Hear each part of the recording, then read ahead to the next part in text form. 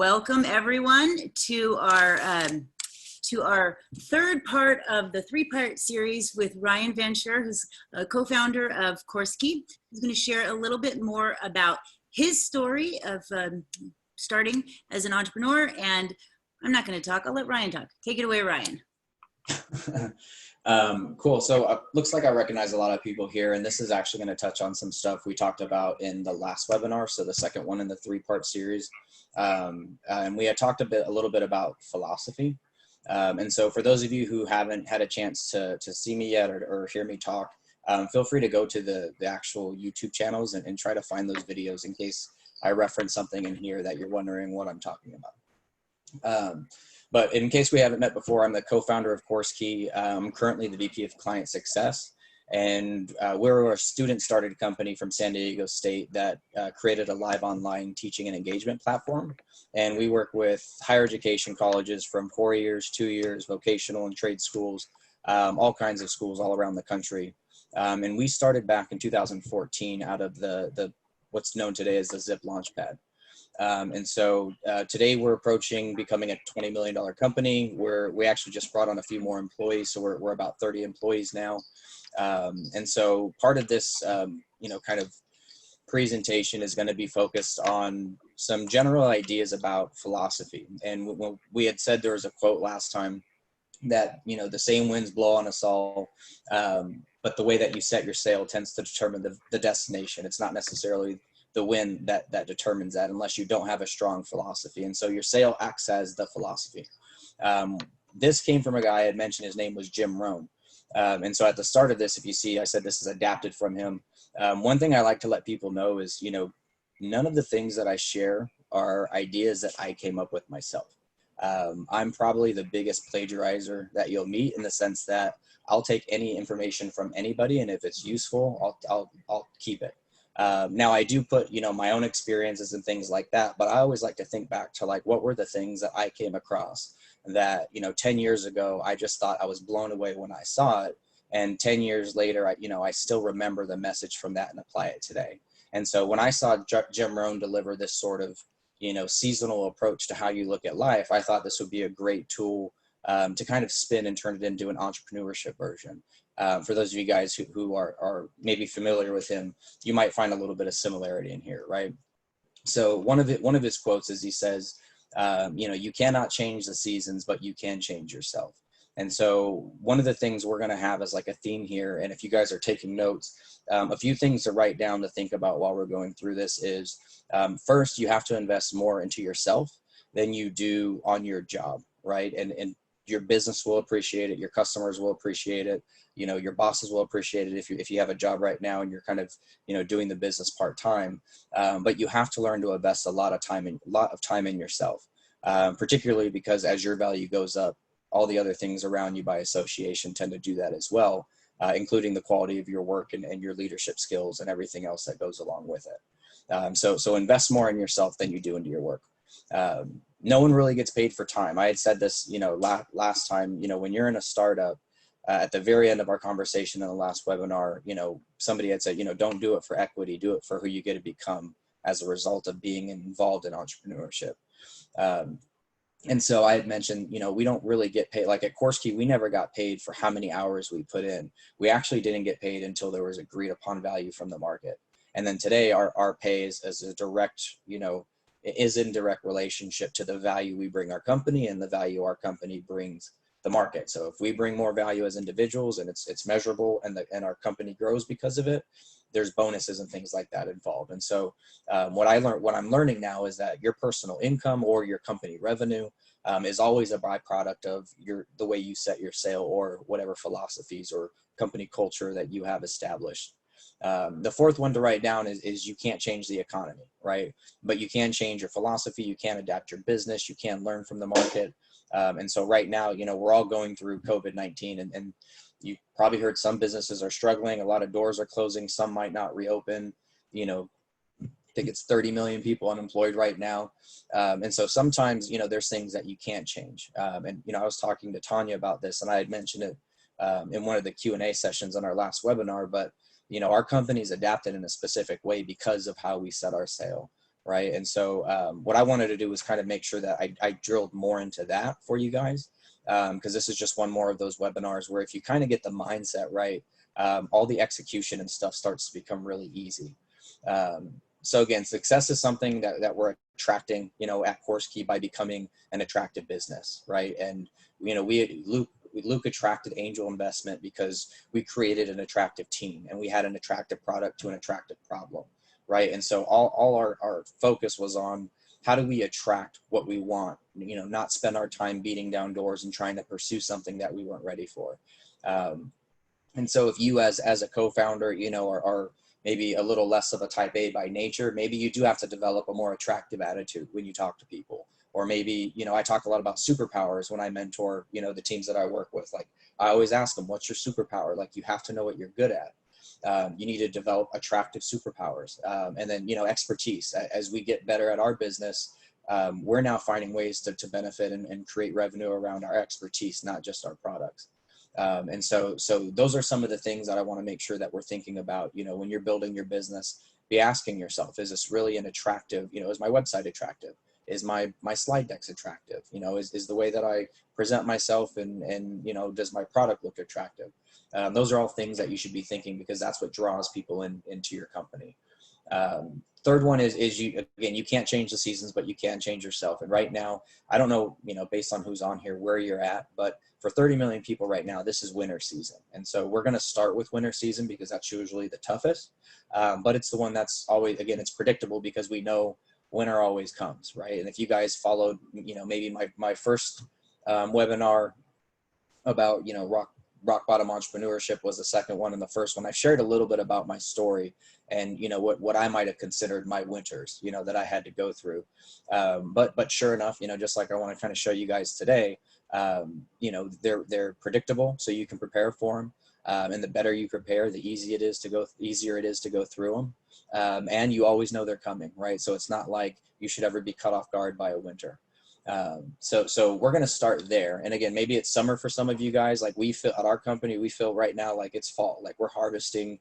We've tripled our business essentially over the last, couple months with taking advantage and being, a flexible company to serve a big need in the market as it stands today with the stay-at-home orders and things like that.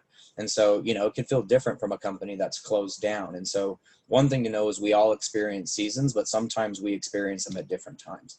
And so maybe it's summer and you're grinding it out right now. Some of you guys got an app up and running. I heard somebody, earlier say, our technologies got ahead of our business team. And so now we need to catch up. That's an amazing problem to have, right? And so that sounds like it's summer where you're grinding it out. And again, maybe it's fall, you're cashing it in and you're enjoying all the fruits of your labor. And so the big focus here and what I want you to keep in your head as a theme is you guys get to determine, your outcome more so than all the different events that people would typically blame for why they can't do something or why they can't get something done. So we're going to start with winter. The first one, with winter, and these are just kind of little things to remember, is again, winter's predictable, right? It always comes and you got to be prepared. The second one is the preparation makes a big difference, right? So being proactive and doing the work to prepare for winters that inevitably come, it can make all the difference in the world, right? Eric Thomas, one of my favorite motivational speakers, say, if you stay ready, you don't got to get ready, right? And it's just really cool to be able to live through an experience where, we did enough preparation to where our business is thriving in a time where, a few months ago, 90% of our revenue was at risk. And with our team and our leadership and the quick decision making and the ability to shift resources with one vision, we saved all of it. We didn't really lose anything. And in fact, we're doubling, tripling that business by finding new people with problems that we can help with. So preparation always helps, right? And then that just kind of brings us to the importance of a strong foundation, right? If we didn't have these sort of remote ready processes where our office gets shut down and we were already geared up to go work from home and wouldn't lose, any real, productivity, that's something that we did in advance to be ready for this. So our culture has been established. We have a shared vision. It's communicated frequently and effectively by the leadership. And so we have a strong foundation for going into a winter, whether it shows up all of a sudden like this, or if you just know, you have a seasonal, if you're running a ski resort, you know, summer's your winter because nobody's skiing in the summer, right? And so you just might know when your winters are coming and what you have to prepare for to get enough revenue to get through that season. But you need a strong foundation to do that. In the last webinar, I talked about the Millennium Tower, right? And so this was where I talked about, you know, not building your foundation on sand. And I thought this was a really interesting story, and I heard it in one of these mixtapes that Eric Thomas made. But he basically talks about, you know, this 645-foot building, 45 stories tall with over 400 units, and it cost $350 million to make, right? And so this is a story about, you know, not thinking about your foundation or taking it serious enough, you know, when you had the chance to set it right the first time. And so, you know, you don't build your health or businesses or relationships on sand.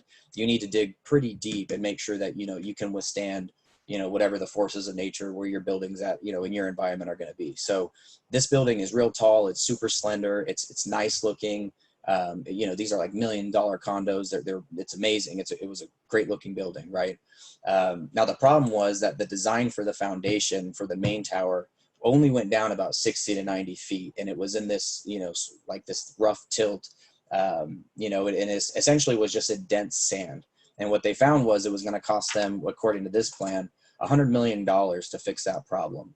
Now, in May, the residents were informed that their tower was sinking and it was tilting, and so there's lawsuits all over the place. So the $100 million is just to fix the foundation. That doesn't include the risk they created by kind of shortcutting a step at the beginning and just assuming that, you know, 30 to 90 feet was deep enough without hitting bedrock.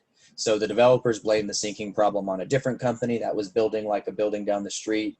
And it was actually, but it turns out this was actually reported to the builders before they ever broke ground, that this ground was not stable and they needed to go deeper than what their plan had intended.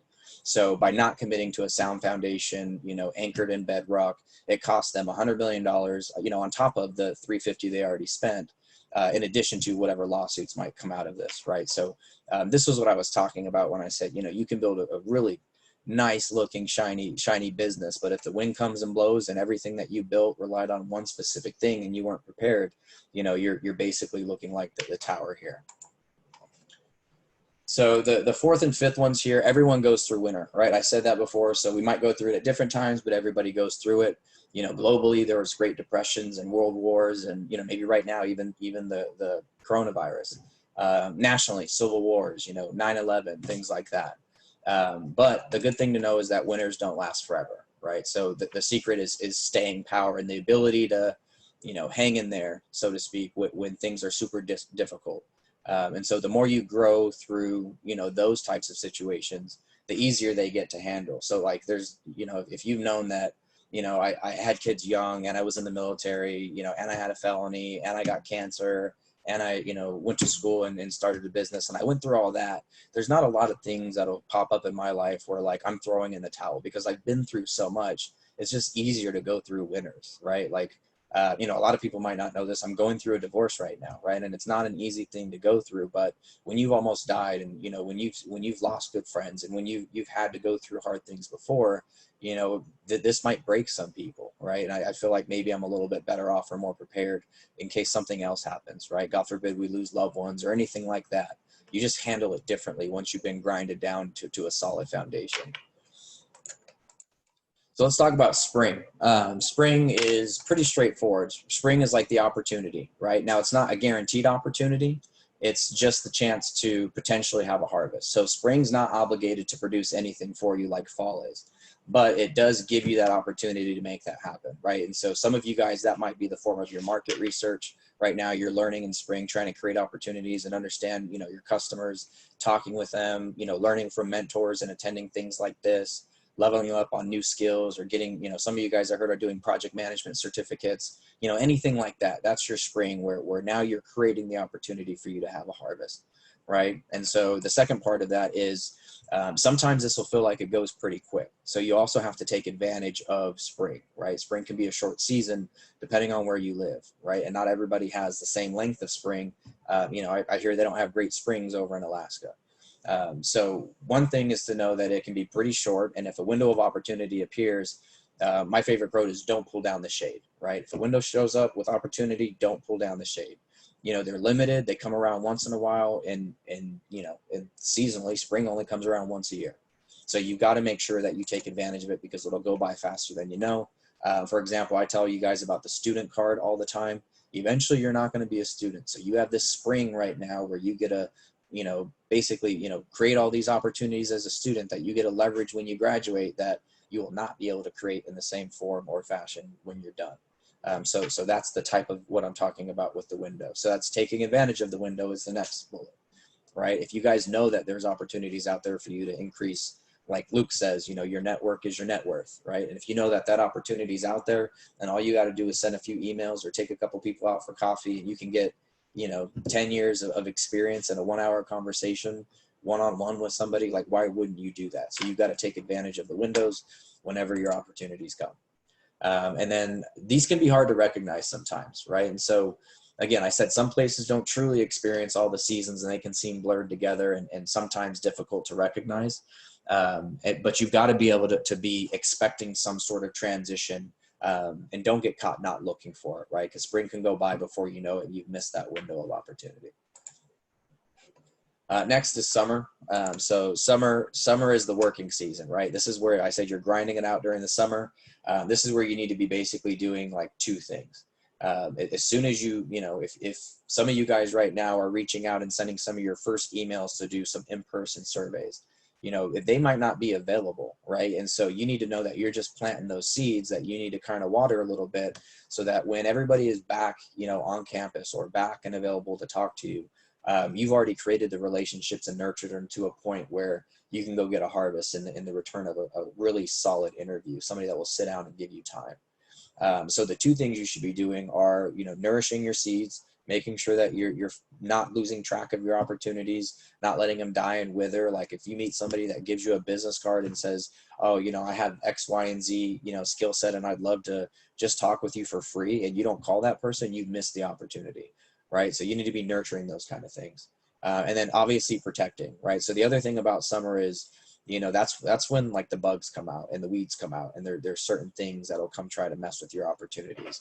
So make sure that you're nurturing and protecting your opportunities. And then you have to understand that the bugs and the weeds are going to come, and that can come in the form of, poor teammate decisions, like where you adopt somebody on your team that, just comes in and is a cancer to the team, right? That's a bug or maybe a weed that could potentially take away some opportunities, right? Maybe it's in the form of, an event like this, right? Like COVID-19, maybe your business was geared around, events and people being in gatherings and you providing some service. And now there's this huge bug that people are not allowed to be, in that specific environment. And so you've got to kind of think, what else can I do to nurture some of my opportunities if those aren't available, right? So make sure that you understand, and they will come, right? So it's not like maybe the bugs and weeds will come or maybe they won't. If you walk away from your plans after you put those down, I guarantee you that they're going to show up. And if you're not paying attention, they'll take it, right? If you let them. And so and some, just like, seasons, some bugs are really obvious and some bugs are really cunning. There's a story I like to tell about when we were doing our angel investment and Luke had two investors that were interested. And the one guy that Luke was actually getting to help develop his pitch and refine his presentation. And, he would come back after pitching some people and getting told no, and he'd make it better. There was one guy who didn't make an offer yet, but he was helping us build something that would become attractive, right? Now, on the other hand, as we were building that, Luke had another guy that was very interested in buying our company and very interested in getting control for himself, right? And so he, somebody with my background where, I grew up on food stamps. So this guy was like, I'm going to give you $600,000 and we're going to buy you $900 developer chairs and like get a fancy office. And like, I've seen Silicon Valley on HBO. I was ready for it. But luckily, Luke had, more of a head on his shoulders to where he understood that was, maybe more of a deceptive or like some sort of bug or weed in the form of an opportunity, right? Because sometimes they disguise themselves. And so luckily for us, Luke knew, after a while of kind of, holding that guy and doing his due diligence, his colors started to show just like Luke had thought. But during that process, Luke had also nurtured his seeds and his relationship with Steve, who was helping develop his pitch and refine it. And it ended up giving him the greatest chance of Steve actually becoming attracted to being an investor in our business. And so that's how we actually got our angel investment. you know, Luke was protecting and fighting against the bugs trying to come in and take our company. And he was working and nurturing these opportunities to learn from a guy who everybody had respect for in the industry. And so that's what we mean by you have to be constantly working during the summer. If, you know, your seeds are out there and you're planted, it's not like you just get the angel funding by chance. Like, you know, you might have somebody that gives it to you and steals your company a lot easier than somebody who's really interested in your business and is trying to help you guys move forward. And again, opposites tend to keep us in conflict. So I put this here because I think this is important to understand that, like, if you're not working on your business, then, you know, in today's day and age, at least, you're actually falling behind. Like, if I'm not working on my health today, my health is falling behind. Like, it's not like you can just stand still and everything stays the same, because everything moves so fast, right? And so I always like to think, you know, if I'm not leveling up my superpower, like I do book clubs with, you know, some of my best friends from high school. You know, I do, you know, workshops and online courses with some of my other friends, and I'm always trying to find a way, you know, to engage with these guys and some of these girls and try to make sure that, you know, we're all leveling up together, but it's all related. Like, they may not know it, but it's related to my superpowers. So it's me kind of creating connections and helping, you know, create some relationships and move my friends up a little bit, but also, you know, kind of selfishly, things that I need to help me grow. I just need accountability. So I enlist these people to help me do it. Right. And so you need to be leveling up your superpowers as well. And sometimes that's in conflict with things, right? That might come in conflict with family time. You know, some of you guys probably have kids or other jobs and things like that. And so that's when you have to, you know, understand, you know, time blocking, your scheduling, stuff like that. But there's always going to be sort of two competing forces, right? If your business isn't growing, it's shrinking, right? If there, you know, there's a battle in your mind, and you know, it's strongest in summer because there's forces that are at work, right? There's bugs coming and you have to be nurturing, and those are two kind of different skill sets that you got to do simultaneously, but they're both required in order for you to get to fall. And then obviously this is the most important part. You can always create opportunities, and then it's up to you whether or not you want to do the work to see a harvest, right? And the one thing about, you know, the fall season is you're responsible for whatever shows up. And so those are kind of two things that we'll touch on here, but you get to choose whether or not you fight the bugs off like Luke did. You get to choose whether or not, you know, you actually take the time to nurture a relationship with somebody like Steve, to where he had no choice but to invest in it because he created the attractive business he wanted, right? And so fall is the fun time, right? We know winter is predictable, and so is fall. Now the difference is, when it comes to the fall season, I actually didn't even update these bullets. The harvest will come in due time, and it's only coming to you guys who qualify, right? So if you never planted anything, you're never going to get, you know, anything in the fall. You don't even need to expect it. Why would you, right? If you did plant something and you didn't work, you still may not qualify. You might not qualify for what you actually wanted to come as a result of all the work that you started and nurtured along the way. If you took a couple weeks off and you missed an opportunity here and there, that kind of stuff adds up. You know, the second thing is you have to learn to accept the harvest without complaint or apology, right? You need to know that if you know, CourseKey right now tripled our business, we are not going to apologize for that, right? But if we weren't prepared for it and we lost 90% of our revenue, we don't get to make excuses for that either. That's just a lesson that we have to learn. And so you accept the harvest without complaining or apologizing, because you know that you were responsible. You had the choice to put in the work to get it. Again, you don't have time to you know, I guess, you know, the third point there would be you don't have time for either of you know, apologizing or, you know, having to feel sorry for yourself because of what you got as a result of your effort, because you know that as soon as this is over, as soon as fall is over, winter's coming, right? And so you really got, like, when you're in sports, they always say, like, if you, any of the top athletes you've ever heard interviewed, they say, you know, what do you think about tonight's game? And if they lost, they always say, I'm not thinking about that. I'm thinking about the next game, right? And that's sort of the same mindset that you have to have. You really don't have time after you have your harvest. Like, enjoy it, soak it up, know that it happened, and celebrate it. But be ready, because after fall, you know that winter is coming. Sometimes faster, sometimes slower, but it's definitely on the way. And so make sure you use the harvest wisely. This is the last point, you know, before this final wrap-up slide, but make sure you use your harvest wisely, right? Like, we went on a business competition run where we made about $25,000 in a couple, you know, in a semester or so. Now, if we took that money and just did whatever we wanted with it and paid ourselves, CourseKey would have never got through the beta phase or our second version of the app. We would have never got to paid users if we weren't smart with that harvest and reinvested it into our business. So if you have a little success, if you have a little opportunity, and you understand that, it's a choice between, creating more momentum for your business or personally enriching yourself this early on in the game, you're not in here for the right reasons, because you're just going to shortcut yourself on the potential for your business to become what it should be later. So just make sure that, if you need to, they always say, pay yourself 10% of your income and set it aside for savings and investments for your future, right? You need to use if you have a job and you're just, money in, money out, this is like personal finance too. Like, you should be thinking, how do I make sure that I have a foundation that is not shaky? So if I lose my job to a virus, how do I make sure that I can still survive for like a few months, right? So make sure that you use your harvest wisely. Don't just, go by check to check or competition to competition, or, sometimes CourseKey was always 6 months, like literally for the first few years, we were 6 months away from running out of money all the time. And it was, very stressful, right? To know whether or not we're going to be in business 6 months from then. And then Luke made a decision, that we need to have more stability, and him as a leader made it his goal to get us to a certain, point of having enough runway to get our business to profitability. And that was his sole focus. And that's what he worked on, and he's accomplished that. And so, a lot of what I'm talking about is very practical if you put it, to your situation and, your business and things like that. That's why I try to give you guys some of this higher level stuff, because if you read this, you can put the context to it. How far you are in your business. If you're in a winter or not. If you're reaping a harvest that you knew that you should get, and if something's happening that's outside of your control, right? So what I want to do is just give you guys, again, these kind of philosophies and mindsets to think about. And just know, again, we all go through winter, right? Some of us a lot more than others, if you've ever heard my story.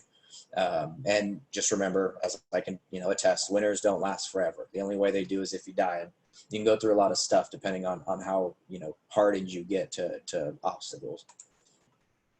So to wrap it up, I just thought this would be cool. This was what one of the other lessons that I always remembered. And I did this back when I was at SDSU in a student organization. I got good feedback from it. But basically, it's while we're talking about seasons and bugs and things like that, there's a lot that you guys can learn from ants and the way that their philosophy works, right? So the first thing you can learn is to obviously entrepreneurship, never give up, right? And so if you've ever seen an ant line, or like a kid, and you pushed your finger down in the middle of the line and you watch what those ants do, that those ants aren't just going to stop because you put your finger there.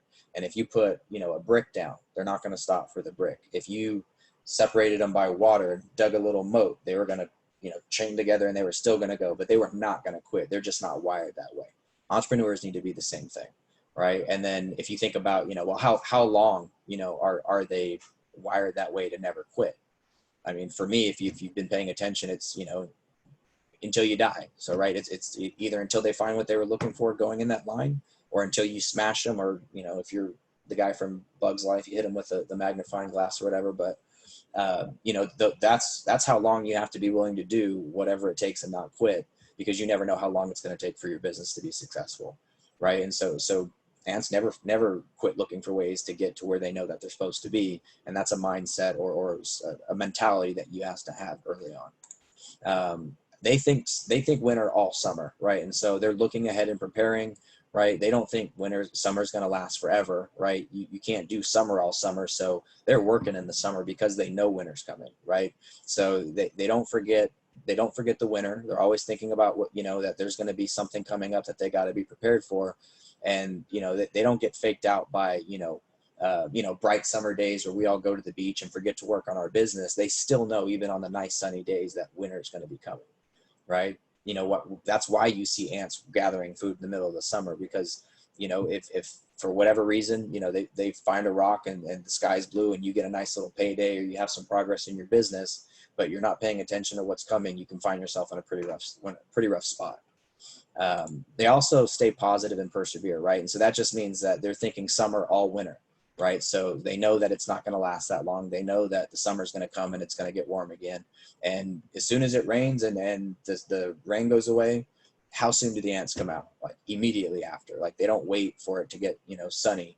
They know that they've got a limited timed amount of work. And so as soon as the obstacles are out of the way, they're back at it, right? And then they're positive at all times, right? So, I always say negative is normal, especially in my life. And so I've kind of learned to master that. So, learn to handle the negatives, learn to take feedback, learn to accept a failure, on a product launch and tweak it and come back stronger based on what you learned, from that experience. So, stay positive about your experiences. Understand that failure is completely fine. And it's honestly required for you to make any progress in your business. And then the last one here is obviously what I try to preach to all you guys. Depending on what your situation is, you can put more time than others. You might have more resources than others. You might feel like you're at a disadvantage compared to some teams because they've got 5 people. But ants just do all they can do, right? So, how much will an ant gather for the winter? Like, they don't got a quota. They just do as much as they can in the time they have until they don't have the time anymore. Right. And so that's what I encourage you guys to do. And anybody who's, been doing mentorship with me or anything like that, I really encourage you guys to do everything that you can do. Right. And more, right, if it's possible. So with that being said, I wanted to kind of get more, obviously that's a 30-minute one. So I left us about 15 minutes for questions and conversations and stuff like that. But, a lot of you guys, I think, are making tons of experience with your companies. For those of you guys who don't have any, it's definitely something that you guys should be considering about, is now the time where we're all sitting here, where we have the time to work on our ideas and our dreams. What better time do I have when all before, one of the main things that kept me from doing this was saying I didn't have any time. And so those are just things that you guys got to think about. But I hope that's valuable for you guys. Again, go back and watch like the first 2 as well, just so you guys can kind of see how this all connects together. And then if you guys have any questions or anything, Tanya, you want to go ahead and kick off the moderator? Yeah, absolutely. Thank you so much, Ryan. That was amazing as usual. Just love hearing from you. It's always useful. And, I feel like personally, I feel like a lifelong learner. And I hope that everybody else feels the same way too. We have people here, all different ages and backgrounds. And I love what you have to share. So I always learn something. All right. So, questions. Does anybody have any questions for Ryan?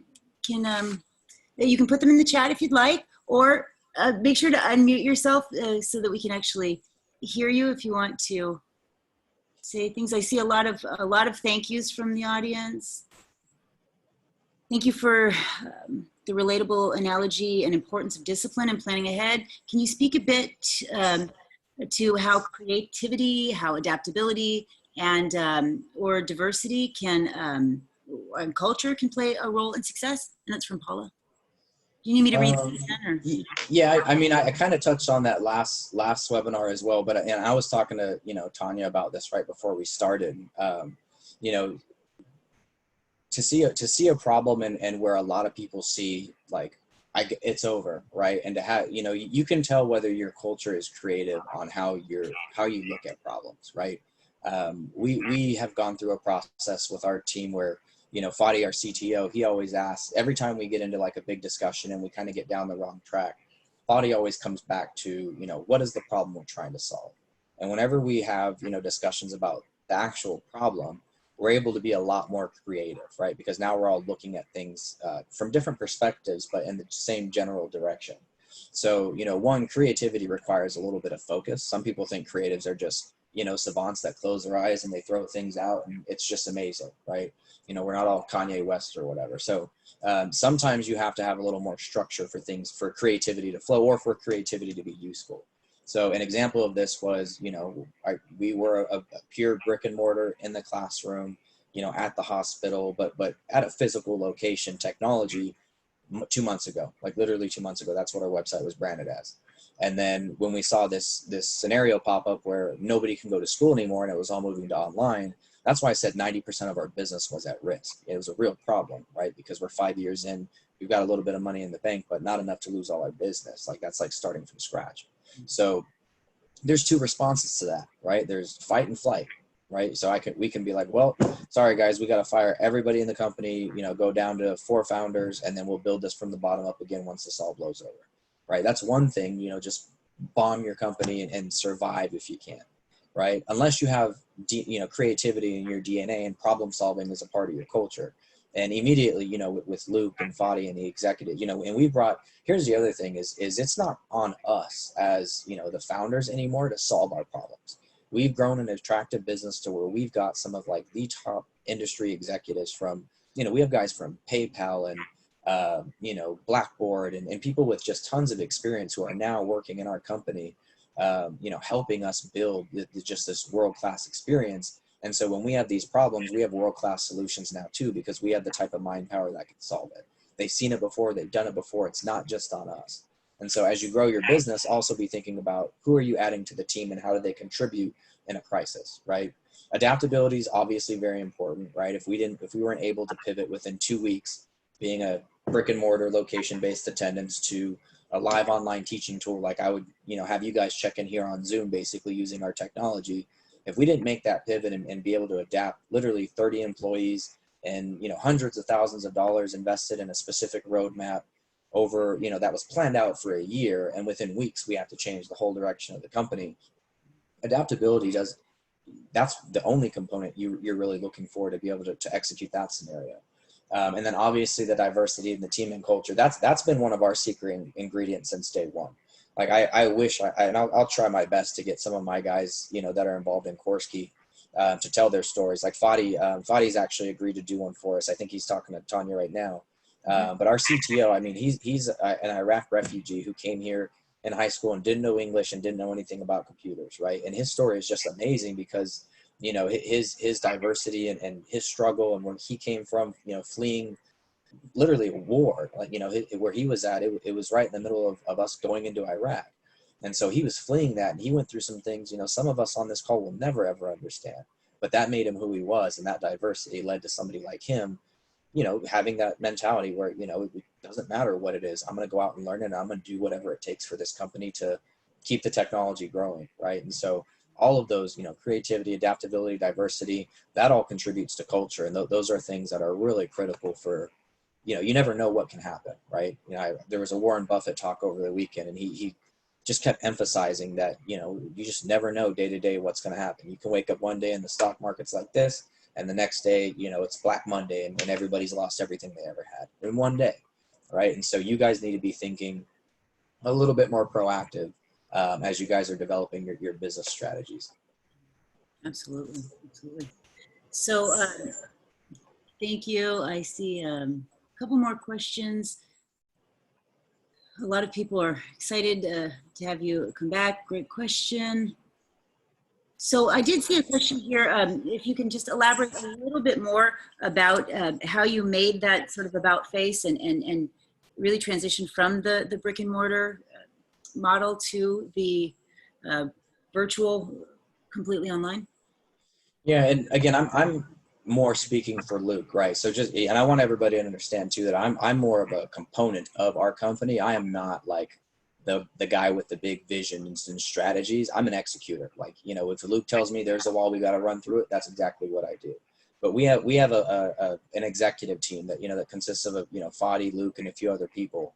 And, you know, I tip my hat off to them because of how well they frame the problem. But again, to what Fadi, his go-to is, the first thing for executing a pivot successfully is probably doing a legitimate audit or a self-assessment of, you know, what you actually are as a company and what the problem is and how that introduces the complexity to what you do, right? And if you can really assess and say, okay, we're really good at brick and mortar, but we have no online capabilities. Our roadmap has been planned for a year to do features that have to do with being on ground. Well, somebody has to find a way to communicate this vision to everybody, because we have support, we have client success, which is what I lead up. We have the sales teams, we have the marketing teams, you know, we have all kinds of different, you know, departments that work within our company, right? Now, luckily, our organization is built to be more horizontal, right? We do have executives, but we're not siloed. So it's not like if one thing happens here, it takes 2 weeks to figure it out down there. Luke called an all hands meeting immediately. And he said, and again, Luke was following the situation, right? Luke was preparing for the bugs and the weeds. He heard they were coming, heard there was a locust swarm on the way or whatever. And he was following this well in advance. And so he just kept letting us know what the updates were, what our strategy was going to be. And eventually it became a real problem. And we knew now, okay, this is crisis. So we called an all hands meeting. Obviously we had to make some difficult decisions about, you know, we had a conference team that sold at conferences, right? Conferences are shut down, right? So we didn't exactly have the funds to continue paying people that were not going to be able to go out and do their job anymore. So we had to furlough a few people, right? So then you have to make tough decisions, and you have to be very honest about what needs to be done. And if you're an executive or a founder of a company, trust me, that you're going to make hard decisions like this all the time. Like one of my last ones, I told you guys, I fired my entire sales team one time. And it was one of the most like disheartening things that I've ever been through. And if you watch that story, I've been through a lot, but it was one of those things where I just felt like I just failed a bunch of people rather than like fail myself. And so those things are going to happen. But at the same time, you know, when you're able to have somebody come in and just communicate a vision that makes sense to everybody, you know, emphasize the importance that this is, you know, we execute this or we struggle, right? And he had plans, plan A, plan B, plan C, best case scenario, worst case scenario, what would happen if we just did okay? And Luke's the kind of guy where he's thinking winter, you know, all spring and summer. And he was very well prepared to help execute that. So, you know, from the highest level, there's not like here's the 10 steps to executing a pivot, as much as, again, these mindsets that we're talking about, so that when the time comes, you know your business, you know your market, you know what's going to change. And again, developing that expertise, having those quality, you know, relationships to where, you know, Luke could call one of the executives of our clients and say, hey, let's talk about what you guys are doing. Like, we as client success people created relationships so that we have advocates. So when something like this happens, nobody's just, you know, oh, forget the vendors, let's fix ourselves. They're calling us to find out, how do we solve this problem? Because we've created relationships where it's not just the technology they get our expertise and our company and our resources as well. And so we are of service in the crisis, right? But that is something where, you know, the pivot didn't make us turn into that as much as it just revealed a new market potential that we didn't really think existed. And we would imagine that that's going to stay here after. So as a result of this, you know, what I was mentioning to Tanya was, we now have 2 sales channels, because when conferences come back, we're going right back to doing that. But this business that we've tripled our business in with this new model, this has just been something that's been a real, you know, kind of roller coaster to experience from just like understanding how successful you can execute a pivot and how critical it is sometimes that you have to do it. Absolutely. I love that you mentioned about how important it was to pay attention to what's going on in the world. And, you know, I'm always stressing the importance of looking at the trends and really gauging what's happening in the world and how that's going to affect you. And I know we were talking quite a bit, right, leading up to COVID, and you adapted quickly, and as a result, you're surviving, and not only surviving but thriving. And I love that. And you know what's interesting is, me and Luke, I remember everybody should probably know Bernd Schroeder, and if you don't, you know, you probably will at some point if you're in these entrepreneurship programs. But Bernie actually did a workshop back when I was there in like 2015 or so, and I still remember it, on trends, spotting trends. Mm-hmm. And me and Luke both attended it. It was for the lab and program, but I got to kind of join even though I wasn't in there. And a lot of students got to come to this event.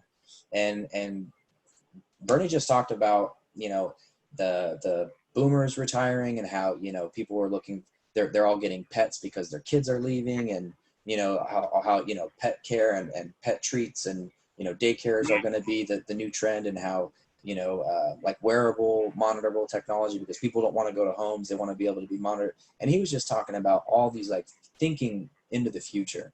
And that was one of the first workshops I took. And that's why I think, you guys, these are so important to attend, because you never know, like, which one's going to turn the switch for you. But that's when I think we all started thinking in trends, right? And so when the time came, and, you know, I guess they say, you know, there's a phrase that I said from the military that, you know, you fall to the level of your training. Like, when a crisis happens, you don't rise to it. You fall to whatever you're training in. It isn't. When this happened, we were trained to think about trends. And so that I imagine, if Luke remembers that at all, you know, I'm sure he chased that down a rabbit hole and learned more about trend spotting and things like that. But it was that ability to even understand that was a thing.